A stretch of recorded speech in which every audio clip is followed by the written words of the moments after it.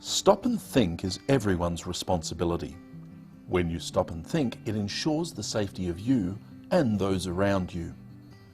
Taking time to stop and think before you perform a task helps you to understand what's about to happen and empowers you to make safe decisions.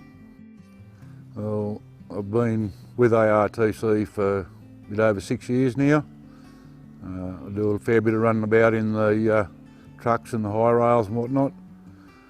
Seen quite a few near misses on the Camilroy Highway and the Newell Highway between Narrabri and Moree.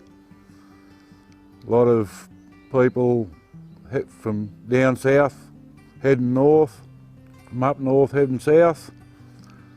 Narrabri's about the halfway point. They get complacent. All they can see in their mind is the vision of where they're heading to. If they're going to the Gold Coast, Brisbane, or whatever, that's their mindset. We're going to get there.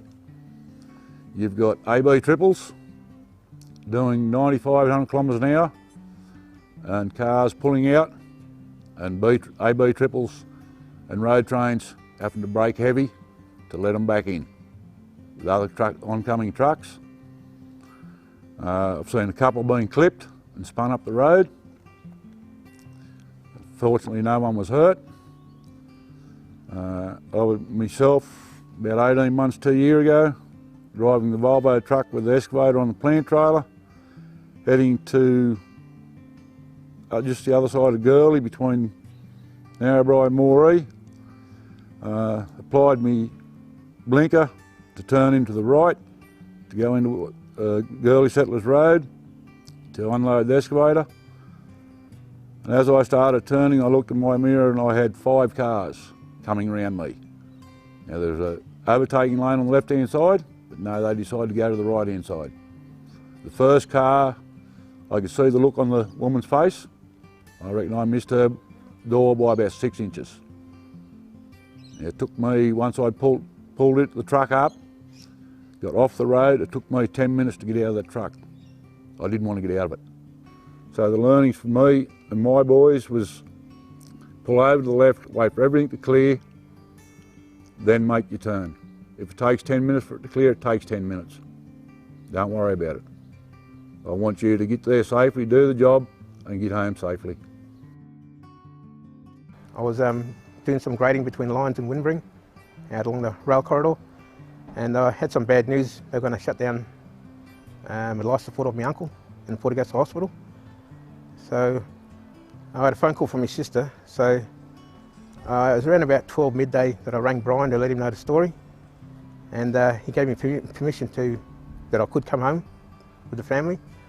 And what I should have done was leave the worksite straight away then, but I chose to keep on working and finish off my day and then head back to Tarcoola that afternoon.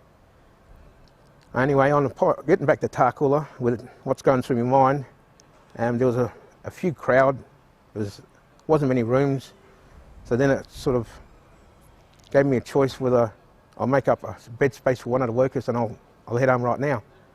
So that's the choice I made, and I decided to pack all my gear onto the ute, and it was around about 6 o'clock, I reckon, that afternoon that I left Tarcoola. I was about 10 k's short of Glendambo before the Bitumen Road crossing. I was getting a bit eager because I needed a packet of cigarettes. And 10 k's from Glendambo, I got a bit eager to get there, so I put my foot down a little bit more, and it was a bit dark. I hit this pool of water. I hit it that hard, fast. It aquaplaned across the pool, and just my normal turning the wheel with my arms, I hit the windrow up the side of the road, and the ute went end over end. And if anyone hadn't been in a rollover, it was like electric drums. It's just slow motion at start, and then it just speeds up, just it's mad. And I can remember myself saying, "Oh, stop! I wish it stopped. Make it stop." And eventually, the rollover started. It stopped, and once it did stop, climbing out of the vehicle, it's on its side. I reached up for the door to let myself out, and it's not the same when the vehicle's on its side. Everything's all different. And once I got the door open, I went to climb out and the door shut, it come crashing down on my head because it's on its side. So then I had a bag inside my safety bag, so I had to use that to prop the door up and keep it open. So I climbed out. Once I got out the vehicle, it's just like you don't know which way you're traveling, don't know which way you're supposed to be going. Things are going through your mind.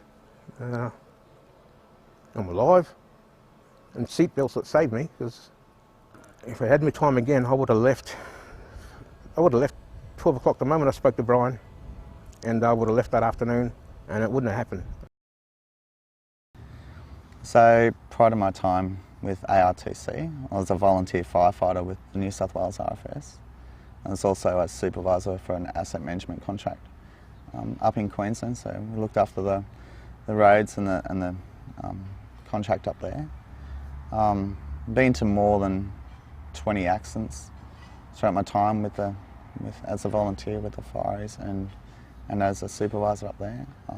Been a lot of serious ones, and then been just as equal as many as fatalities.